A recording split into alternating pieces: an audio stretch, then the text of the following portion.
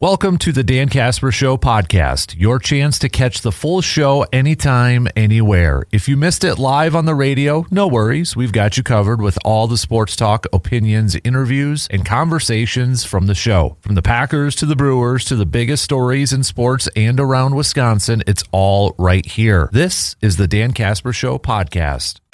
All right, here we go. Third hour. Kicking off right now. Halftime is over with. Thanks for hanging out with us and making us a part of your start to this brand new work week here. We're going to get back to some more Brewers talk coming up here in just a little bit as we get set for this series against the Cardinals. 5 games. Got a doubleheader coming your way tomorrow, but we'll preview, just take it one game at a time, right? Pat Murphy would want us to take a look at it from one game at a time. But with the Brandon Woodruff injury news, kind of a question we threw out there starting in the first hour, an informal poll question we've been throwing out there is, has it made it with his injury, does it make it more important, a bigger need, a bigger necessity that the Brewers have to be aggressive in trying to find another starting pitcher? You can throw in Skubal if you want, if there's another name out there, but do you think it's a bigger, like maybe you were on the fence earlier, but now with Brandon Woodruff, yeah, you feel bad for him. He has done everything he could. You just can't count on him. From a health standpoint, it's not reliable. I can't count on him to be available. And I hate saying that, but I mean, facts are facts right now. It just stinks. So does it make it a little bit more important? Okay, the Brewers have to find maybe that another starter to add into the mix with Miz, Harrison, and Logan Henderson when he does come back. Is it a little bit more important now? What do you say? You can hit us up on that Shoe Doctors bullpen line, 715-830-1912 with quick text and such, or on the Section 105 chat room. So we talked a little Badgers, with the Badgers hiring their new athletic director. What are your thoughts on the hire? We're going to talk with RJ about Eichhorst tomorrow, but as part of our Monday morning, because everybody's a Monday morning quarterback, as part of our Monday morning Chat GPT segments where we ask artificial intelligence, we ask the computers to play a little Monday morning quarterback. And in this case, I asked, what do you think? Still looking for a name for our Monday morning Chat GPT person thing, whatever we're calling it these days. What their thoughts were. They like it. It says, I actually think it's a better hire than a lot of Badgers fans are giving it credit for. But it's not without risk. The new AD, Sean Eichhorst, isn't the flashy outside-the-box candidate that some fans wanted. Instead, Wisconsin hired someone who has worked at Wisconsin under Barry Alvarez, been athletic director at 2 Power 5 schools, most recently helped run one of the most successful athletic departments in the country at Texas during its move into the SEC and the NIL era.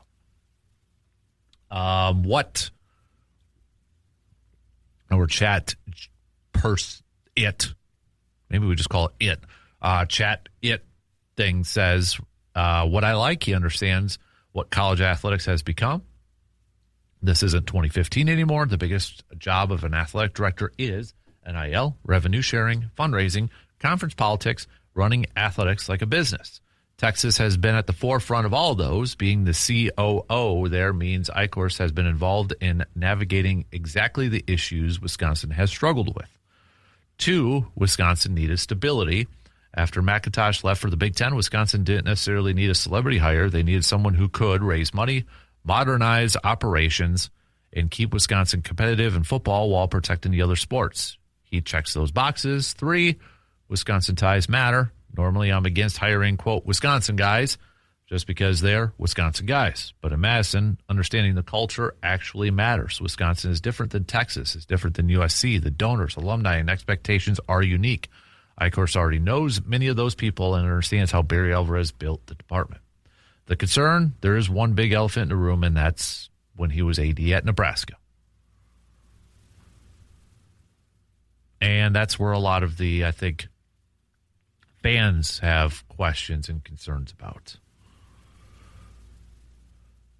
Let's face it. I think the biggest thing he needs, job number one, priority number one from a sports, obviously on NIL and fundraising and all that is going to be a huge priority. But from a sports perspective, the program he needs to figure out, the program he needs to fix is football.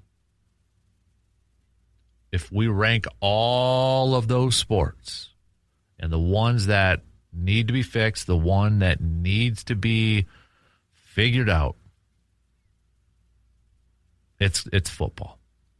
He's got a background in football, played at UW-Whitewater, so he brings that to the table. Our Monday morning chat GPT person, it gives it a B-plus grade. It's not an A because there are legitimate questions from his Nebraska tenure. It's better than a B because he has Big Ten experience, knows Wisconsin, understands modern college athletics, has recent experience at arguably the best run athletic department in America. So, what about you, Badgers fans? Do you look at his Nebraska tenure and be like, I don't feel great about it? Or do you look at that and say that was a long time ago, things have changed, and you look more at his time with Texas and how they've been kind of operating, especially from the football standpoint of things? Let me know. Give me your thoughts on that. All right, tell you what, let's take a quick break. We'll regroup. Continue to send me some of your VFW Post 305 best and worst from the weekend. I think, my worst is Brandon Woodruff getting hurt again. And I have serious questions and concerns and even some doubts about whether we're going to see him pitch at a high level again. So that's my worst from the weekend. My best, I'm going to go, again, USA Soccer, advancing to the final 16. The group of 16, whatever they call it. Sweet 16. I don't know what I'm just going to call it Sweet 16. Can they get the W tonight? If they get the W tonight, man, I think the nation's going to go bonkers. But what's your best and worst? Send those on over. All right. We'll talk some more Brewers as we get set for this series against the Cardinals. But hit me up with your thoughts on the Brandon Woodruff debate. I don't even know if it's really a debate. Brandon Woodruff issue. The trickle-down effect. Maybe that's the best way to say it. The trickle-down effect from Brandon Woodruff getting hurt and probably going to be missing a very extended amount of time. Trade deadline's coming up next month. Does this make it more important for Matt Arnold and the Brewers to be aggressive at the deadline and maybe find a couple more pitchers? What do you say? Let's hit that up. We'll be back after these few words. Time is running out and spots are running out for the 6th annual Casper Classic coming your way 1 month from tomorrow, Friday, August 7th at Lake Hallie Golf Course. So you better get on over to our website and reserve your spots. We've only got, 10 a.m. is sold out, and we only got 8 left for 1 p.m. Every year they've sold out, and it's on pace to do it again. So if you want to make sure that you get your 2-person team signed up, again, go to our website. There's an icon right there. Click on it. $90. You get 2-person team, $90 for the whole team. Not $90 per person, $90 for the whole team.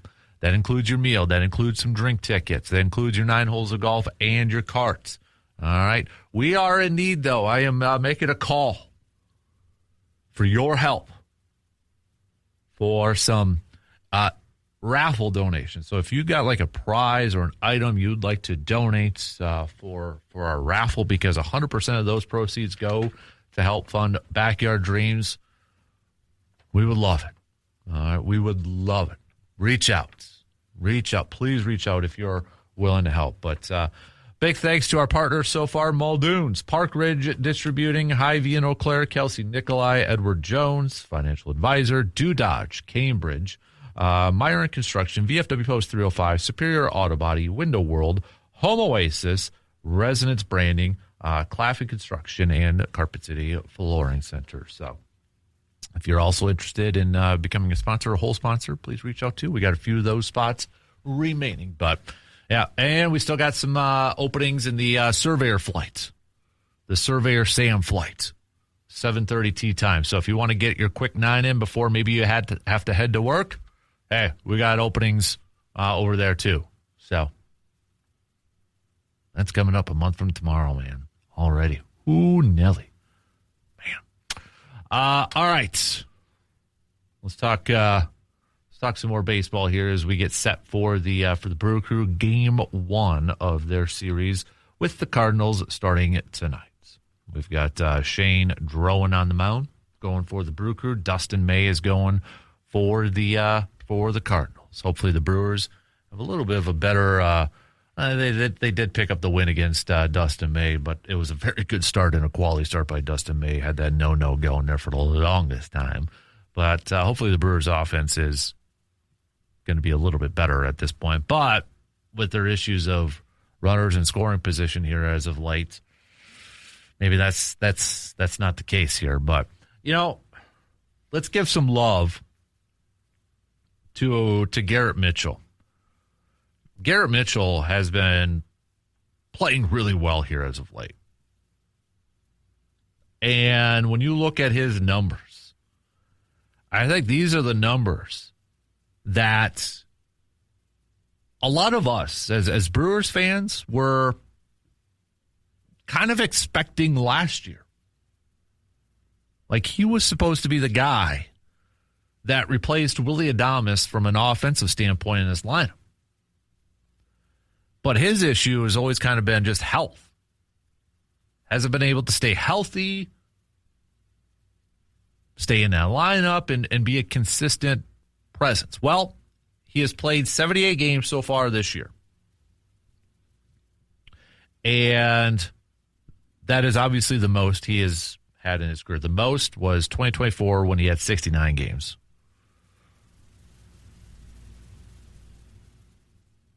And 242 at-bats, the most in his career. He had 196 back in 2024.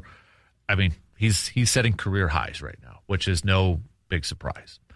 Right now, he is tied, though, 8 home runs from when he had in 2024. But if we look at his last 30 games, Garrett Mitchell is hitting a cool 306, an on-base percentage of a 358, and he's slugging 582. He has gotten his numbers up so far this year to where he is a 264 hitter and OPS of an 817. I think it's fair that you look at what he has done lately in the last month or so, maybe even a little bit longer than a month. But if we go from June to where we're at now, like he finished the month of June hitting 293 and slugging 507. Right now, a few games into the month of July, I mean, he's not going to sustain these numbers. It'd be awesome if he did. 421 with a 1.000 slugging. But this is the guy that we expected from last year. And a big part is that he's just been able to stay healthy. Been able to stay healthy, stay in that lineup, continue to get ABs, at-bats. And even though he had a slower start to the season, he has really rebounded nicely here. And hopefully this is something that can continue for the rest of this regular season and into the postseason. Because let's face it, we all know that the Brewers need as much help as they can offensively. They're scoring runs. They're still tops in a lot of those offensive categories. But there's probably, they're having issues now with runners in scoring position. It's been an issue that it's secular, right? It's every year. I feel like we are at a point in time in the season where we're talking about an issue of runners in scoring position for the Brewers. They're having problems with this again. And right now they're currently having some issues with that. Where now you're seeing Murphy and such tinkering with the lineup, because for the longest time, they were settling in on Yelich, leadoff, Cheerio, Terang, Contreras. Now it's flip-flopped. You got Terang back up at the leadoff spot. You're trying to find something just to kind of get out of the funk here and get things going.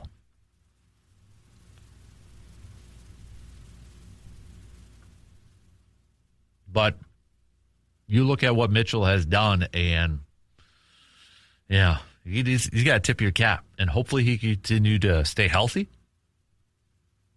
and be a nice threat within that line.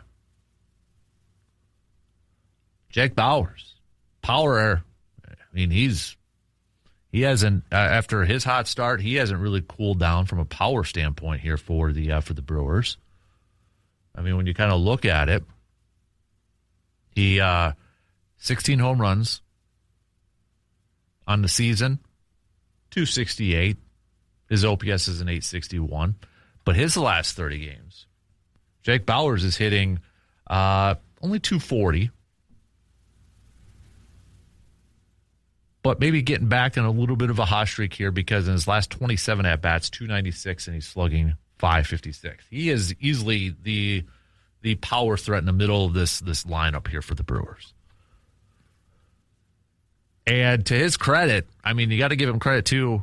He's been asked to play first. He has been asked to play left field. He has been asked to play right field. They have just tried every DH. They'll put him at different spots just to keep that bat in the lineup. And it can't be the easiest task.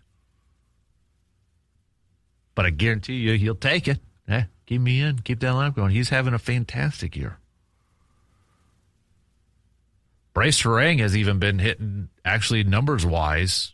You know, he got off to a really hot start at the beginning of the season. Kind of picked up where he left off in the World Baseball Classic. Then got a little quiet there, but as of late, his last 32 ABs, he's hitting 344. Last 15 games, he's 284. On base, just 294. Slugging 433.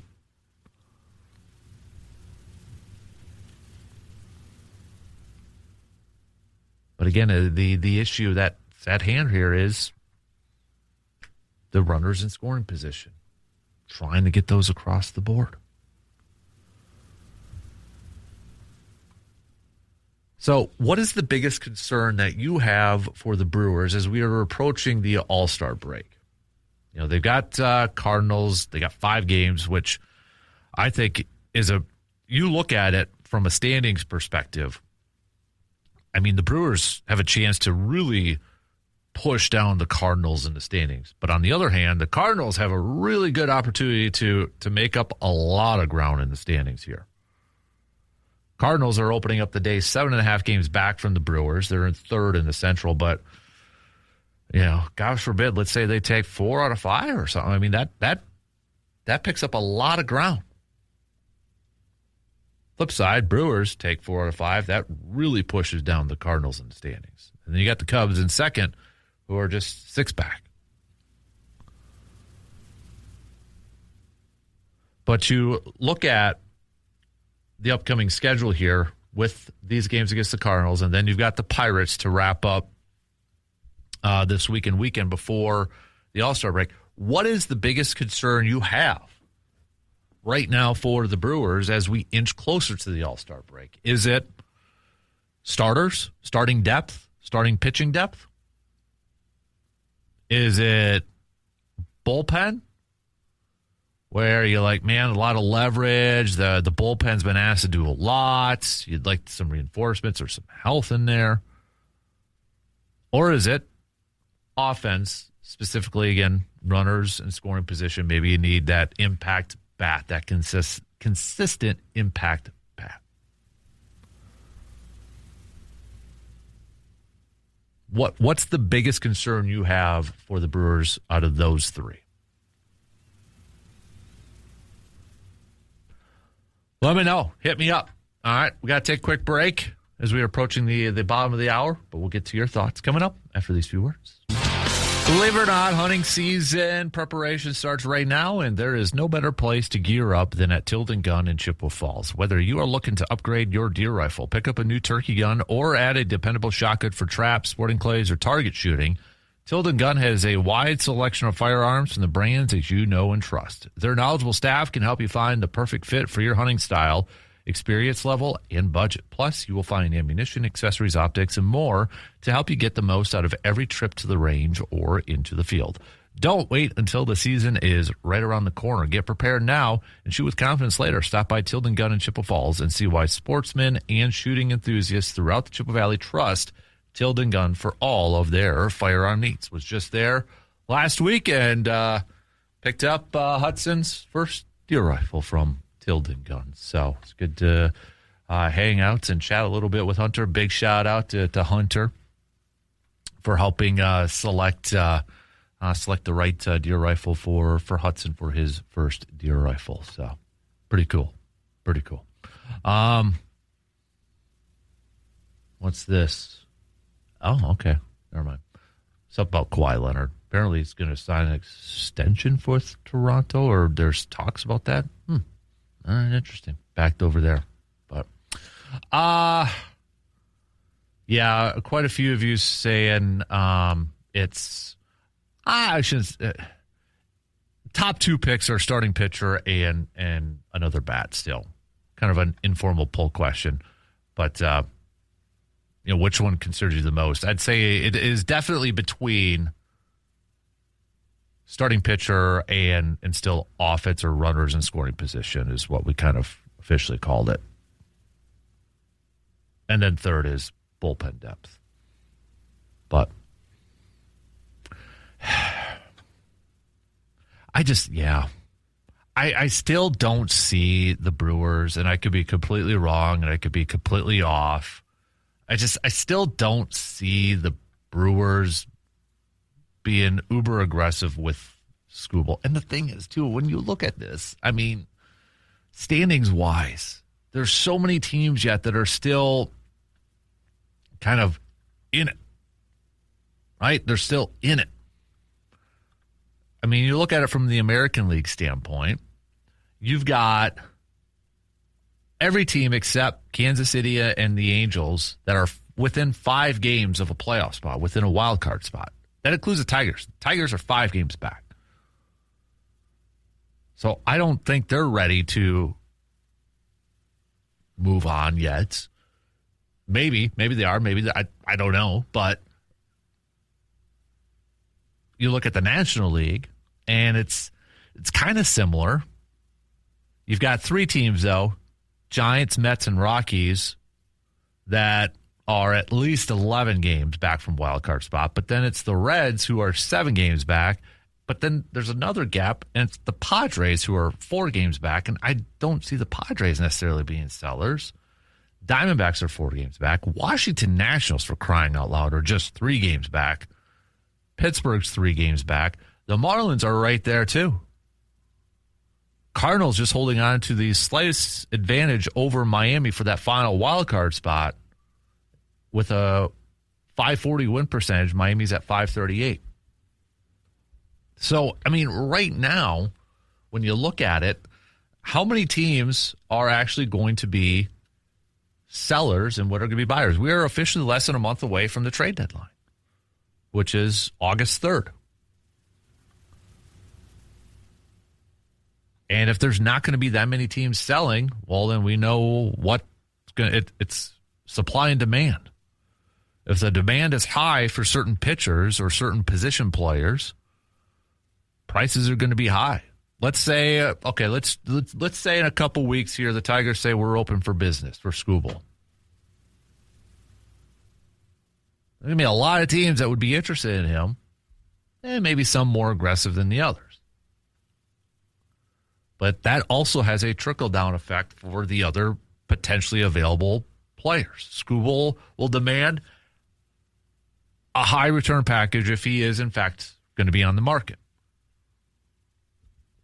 So if that's too high for some teams, maybe like the Brewers, and they go to the next available starting pitcher and the next available starting pitcher, those prices are going to be high too because, well, if the Tigers price out some other, or if the Tigers price out some teams, other teams then be like, okay, now you want this guy? Well, it's going to take this. Prices are going to be high with all these teams that are still kind of, just a few games back. This week is I think going to be an interesting week to kind of see where teams line up heading into the All-Star break. Like, for example, let's say the Tigers win their next they've got a series against the Athletics starting tomorrow. So what, Tigers have 2 series. Let's say they sweep their next 2 series and all of a sudden you're like just 2 games out. I mean, that changes a lot of things. A lot of this, it's going to be interesting to see when we get into next week's All-Star break and see where teams are lined up in the standings and kind of give us an idea of like, okay, because I think that's going to be a week too where teams are probably going to really assess and really kind of figure out what's our plan now. What are we going to do? And that includes the Brewers. I think the Brewers next week during All-Star break is they're going to have to sit there and kind of hash it out, look at the roster, look at the current state of things, look at injuries, performance, and be like, do we go for this thing? Do we push the needle? Do we be uber aggressive? Do we stay status quo? Do we make some minor deals? I think they have to come up with a game plan. They have to work on that game plan in the All-Star break. Because even just if we just look at it from a National League standpoint, Atlanta and Philadelphia is now a race. I mean, Philadelphia has clawed their way back. Atlanta has struggled here a little bit, but you look at where that division race is now, and when you looked at it maybe a couple months ago, and Atlanta was running away with that thing. Philadelphia is now just 3 games back. Hell, Miami is 4.5 back. That race is a little bit closer than what the NL Central is right now. The Brewers hold a 6-game lead over the Cubs, who are in second place. St. Louis is 7.5 back.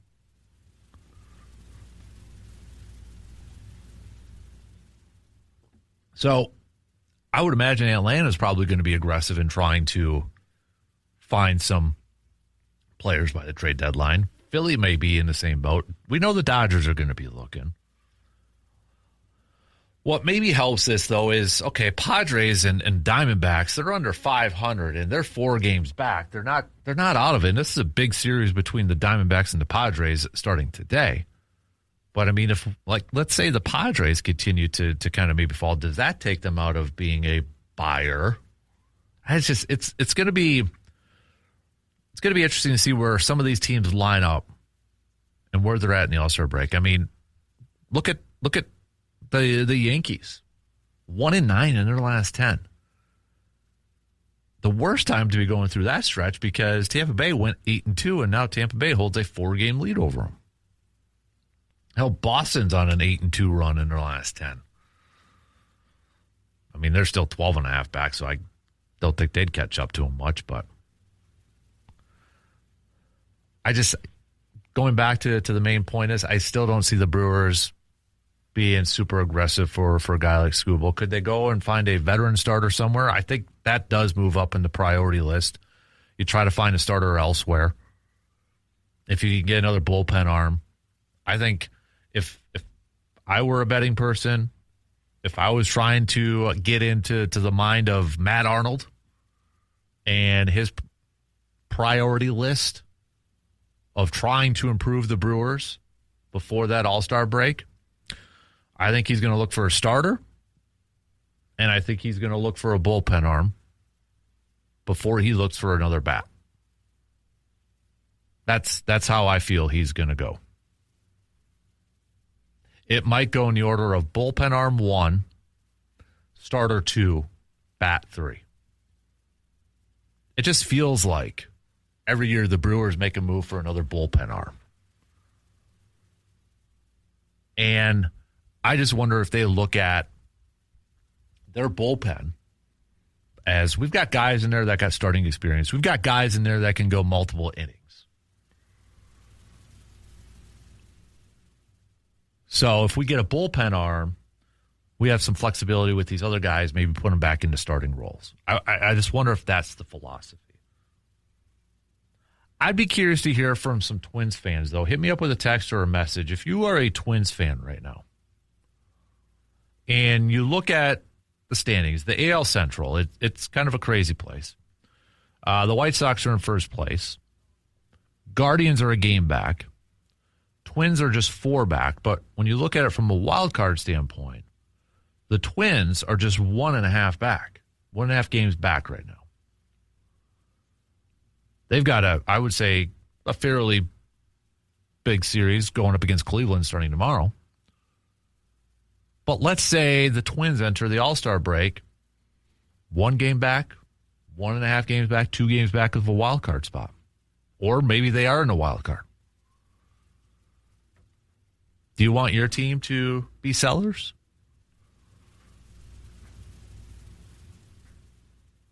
Add more future young talent, move on for some veteran players? I'd be curious to hear from Twins fans what they want to see their team do. All right. Let's take a quick break as we wrap up the third hour. Send me your Brewers thoughts. Brandon Woodruff, Garrett Mitchell, Jake Bowers, or whoever else you want to talk about. Send it on over. Okay. We'll take a quick break as we start to wrap up the third hour. We'll be right back after these few words. Summer is here, and that means it's time to hit the road in something that you love. At Toyson Ford, you will find a great selection of new and pre-owned vehicles ready for every adventure. You're looking for power, comfort, reliability? Hey, they've got it all, backed by a team that's committed to making your car buying experience easy and stress-free. So whether it's a weekend getaway or your daily drive, make sure that you are riding in style this summer. Toyson Ford in Chippewa Falls, where your next journey begins. About 10 minutes left to the top of the hour. Continue to send me some of your Brewers stuff. Badger fans, do you like the new AD, the hire of the new athletic director, Sean Eichhorst? Do you have concerns? We're going to talk to RJ about this tomorrow, but is a Barry Alvarez guy, the UW Whitewater grad, so guys coming home. Or do you have concerns where a lot of Badgers fans maybe have some concern? And that's when he was AD at Nebraska during that tenure. What are your thoughts on the hire, though? Let me know. Hit me up, okay? I was looking at, as we itch closer at the end of the month, if you're a football fan, we are getting close to training camp. So that is coming up on the horizon here. So ESPN has ranked the top rosters, best projected starting lineups. Best projected starting lineups. Number 1 is the Rams. Number 2 is the Eagles. 3 is the Seahawks. 4 is the Bills. 5 is the Ravens. 6, the Lions. 7, Patriots. 8, Broncos. 9, Texans. 10, the Packers. What do they say about Green Bay? Biggest strength? Safety. Quarterback was a consideration, but a safeties room led by Xavier McKinney gets the nod. McKinney produced 8 interceptions in 2024 and finished top 12 among safeties in tackles and pass deflections in 2025. Evan Williams has emerged as a solid starter, and Javon Bullard, whose primary focus is slot corner, adds depth/insurance. Biggest weakness? Interior defensive line. The Packers defense sported a solid pass rush, but ranked 24th in run stop win rate last season. Devontae Wyatt is eyeing a rebound season after an injury-riddled 2025. Running mates Carl Brooks, Warren Brinson, Nazir Stackhouse, and Jonathan Ford all ranked near the bottom of the position in PFF grade last season. Third-round pick Chris McClellan and free agent addition Javon Hargrave could help steady the ship, though the latter is no longer an elite producer at the age of 33. X factor for 2026. Their run-pass ratio, despite designing one of the league's most efficient passing games, Matt LaFleur's weakness has been leaning too heavily on running the football. In 2025, the Packers recorded a .21 EPA per play on designed pass plays, second best, and minus .02 EPA per designed run, 16th. Despite that huge gap in efficiency, the Packers ranked 26th in pass rate over expected per Next Gen Stats. If Green Bay puts the ball in quarterback Jordan Love's hands more often, it should win more games.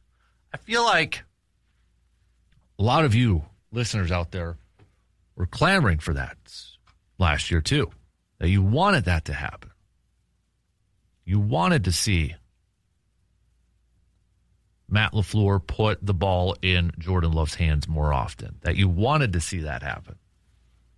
Well, some of those advanced statistics and numbers kind of prove that. Non-starter to know, Savion Williams. Williams is tall and fast, but was always going to be a developmental player in the NFL. He was mostly a gadget player his rookie season with more carries than receptions. Has he advanced enough to play a major role in the Packers passing game if one of their starting wide receivers gets hurt? Another mention about Savion Williams. We've focused so heavily on Christian Watson, Jane Reed, Matthew Golden, Tucker Kraft at tight end. Heck, even Sky Moore from a returning standpoint. I can agree with Savion Williams being maybe a under-the-radar type of guy this year. In case you're wondering, the other NFC North teams, where they rank on this. So Lions were 6, Packers 10, Bears 17. The Vikings come in at number 22. Really quick for the Vikings, they put biggest strength as pass catchers. Biggest weakness, running back. For the Bears, they put the biggest strength is offensive line. Biggest weakness, defensive line. For the Lions, really quick, I was a little surprised they had the Lions at 6 that high, but biggest strength, offensive playmakers, which makes a ton of sense when you got Jahmyr Gibbs, Amon-Ra St. Brown, Jameson Williams, and Sam Laporta. Biggest weakness is secondary again. Probably no big surprise because of the Terry and Arnold situation. He was released. So, yeah, we are getting close to camp. I think some teams actually start in like 2.5 weeks, believe it or not.